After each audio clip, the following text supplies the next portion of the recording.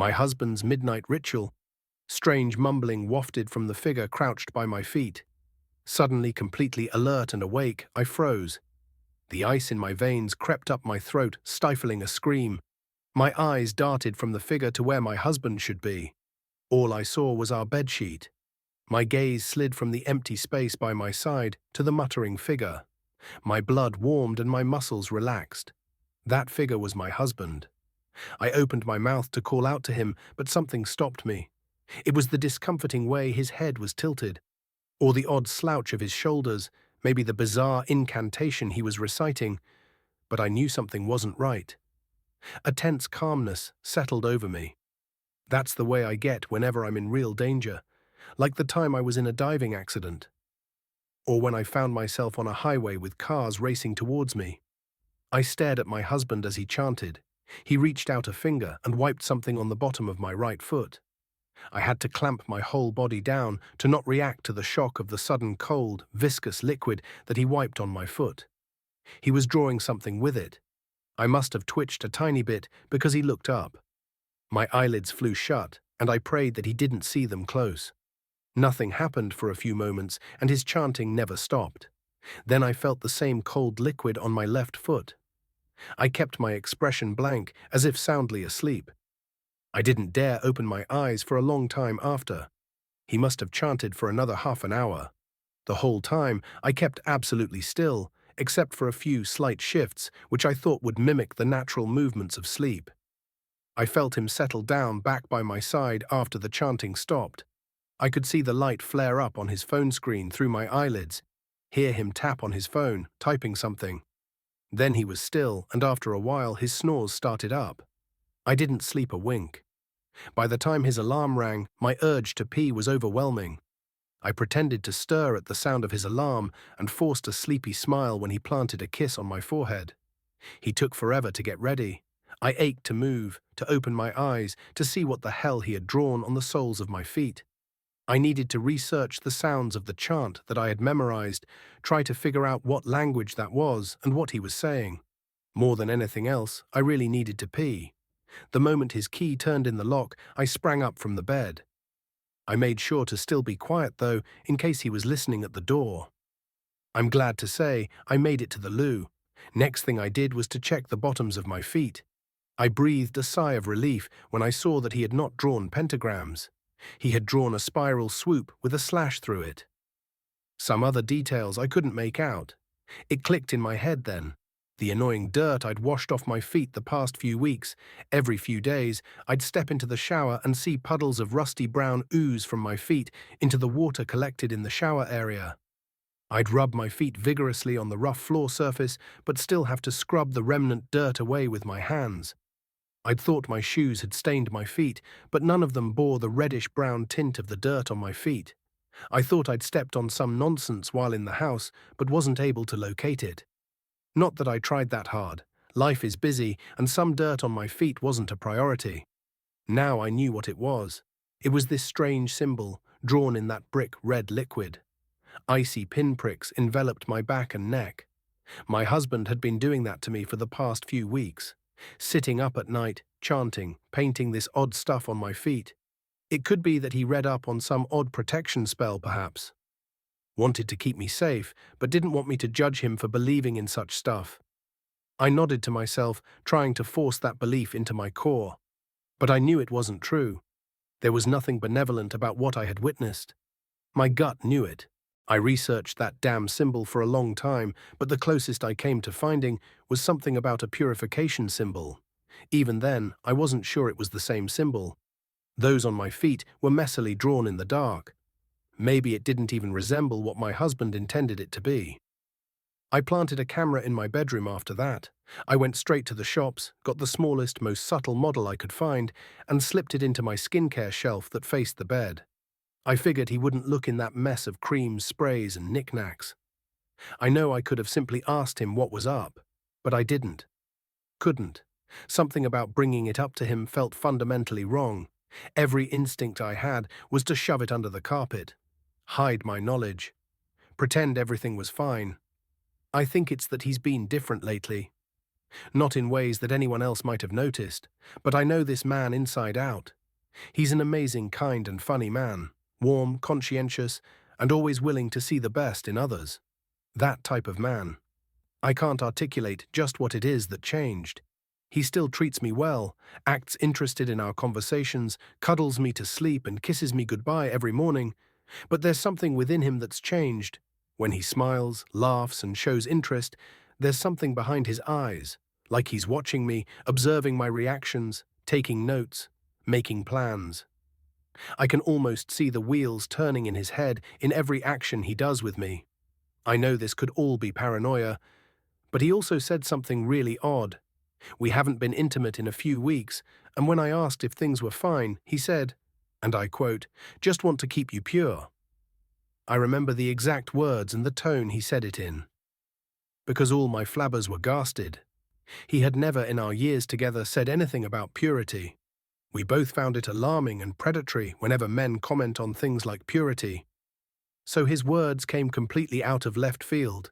He must have seen the gasted flabbers on my face then, for he immediately backpedaled, tried to laugh it off, said it was a joke just to push my buttons, but I don't think he was joking. I thought I was going crazy, or that it was the stress getting to him, changing him. But I honestly felt like the husband I knew was somewhere I couldn't reach, that he wasn't the man I loved anymore. It was a really good imitation, but it wasn't him. I kept telling myself I was thinking too much, that my intuition was way off. But now I know something really is wrong. The next time he did that odd ritual was 2 days after I had the camera installed. I didn't need the camera though, I was wide awake. My sleep at night has been almost non-existent. I snatch quick naps throughout the day when I'm not around him, like at the office toilet, during lunch, on the bus back. He had just painted that cold damn liquid on my right foot when I pulled my foot back, pretending to be repositioning myself in sleep. The cold droplets dripped down my foot, and he cursed, breaking the chant. Then he went back to chanting, more feverishly than before. I cracked my eyelids open for the merest fraction. Every muscle in my body froze. My husband's head was lifted this time, and I caught a clear glimpse of his face. His eyes were rolled back, and the whites of his eyes met my gaze. His skin was a pale grey pallor, nothing like the healthy tanned skin of his. I choked down the scream and forced myself not to react. I willed the same tense calmness back, and thankfully it glided over me in a rush. That was when he crawled up over me.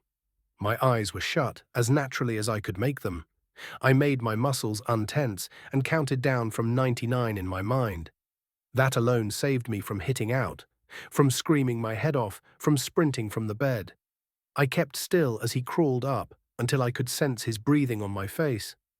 Then he peeled my right eyelid open. His fingers were cold and sticky with some liquid. I didn't know how to react. How do sleeping eyeballs behave? Do I roll my eyes back? Thankfully, or not thankfully, I didn't have to do anything before something cold dripped into my right eye. I flinched involuntarily, but immediately I made it seem like a natural reaction one would make in sleep. I let out an uncomfortable moan to sell the point. The liquid didn't burn. There was a tingling sensation in my right eye, but that was it. He seemed to buy that I was asleep, for he then peeled my left eyelid open. This time, when the drop hit my eyeball, I twisted aside roughly. I felt a sudden cold on my side and heard him hiss. Even in that quiet hiss, I could hear his rage. I realized whatever had been holding his damn liquid had toppled by my side. The liquid was seeping up my shirt, spreading. I groaned and flipped onto the other side as if disturbed, but still very much asleep. I could hear his panic in the flurry of his movements. He wiped off the liquid seeping from my eyes and left the room. The minute the door closed, I rubbed frantically at my eyes, trying to rub out every last drop of that goddamn liquid. I heard his footsteps and immediately dropped back into bed. He entered the room, and I stayed quiet. Still, suddenly, a cold liquid poured down the side of my shirt, where he had previously spilt whatever liquid that was on. He swore aloud. I sprang awake this time. There was no way I could fake sleeping through that. The lights flickered on, and I shielded my eyes, ready to bolt. "I'm so sorry, love," he said, looking mortified. There was an empty wine glass in his hand. "I couldn't sleep. I needed a drink and I'm so sorry. I brought it to bed. That was dumb. So dumb. I wasn't thinking. I was half asleep. I'm sorry, I spilt it all over you. All over the bed. I gaped at him, speechless. I glanced down at myself and the bed. Red wine covered my shirt and the bedsheet. This was how he was going to cover it up. Hide traces of his crazy. Terror seized my every cell, but my survival instincts took over. I faked being upset. Why would you bring wine onto the bed? Everything's stained. This will take forever to wash out. My favorite Snoopy shirt. I glared at him. I saw that his cheeks were once again a healthy tanned color. They were even flushed with seeming embarrassment. He kept apologizing, and I reacted as I would usually, as much as I could. In a few minutes, I told him it was fine, just a mistake, and that if he took care of cleaning the bed and the bedsheets, all was good. I went back to sleep after changing out. Or so he thought. I could hear him typing away, texting, or whatever it was after he had settled back into bed. Who the hell was he texting? I was wide awake the whole night, once again, all the way until he left in the morning. This time there was no urge to pee, just a deep pool of iciness within my chest. Once he was out of the house, I checked the camera footage. The night vision was great, so I saw everything clearly. Everything did happen as I had experienced it. I wasn't crazy. The crouching by my feet, the painting of the liquid, even the part where he crawled up to drip the liquid in my eyes. But one thing was different, or new to me at least. Right before he dripped the liquid into my right eye, he looked straight at the camera. His eyes met mine through the camera lens, and the corners of his mouth crept upward. His lips parted in a replica of a smile. Then his head snapped back down, and in dripped the liquid. I swiped the footage shut. I packed my essentials then. Passport, ID, cards, cash, a few sets of clothes. Basic necessities. I'm sitting here in the living room with my duffel bag. I can't bring myself to leave. I tried. I was almost out the door, but somehow I just couldn't take the step out. My feet were rooted to the ground. The love I feel for this man just surged through me. It crushed my certainty that I needed to leave. It reminded me of everything he had ever done for me. Tides of love and loss crashed over me. Whatever he has become, he is all the family I have. He is the love of my life. Or was. I don't know. I can't leave him. He needs help. Medical help. An exorcist. Whatever it is, he needs help. I can't leave him. We made vows. I have to stay. I don't know why, but I know I have to. I can't leave him. But I'm so scared. I'm so fucking scared. I've never been this helpless before. What should I do?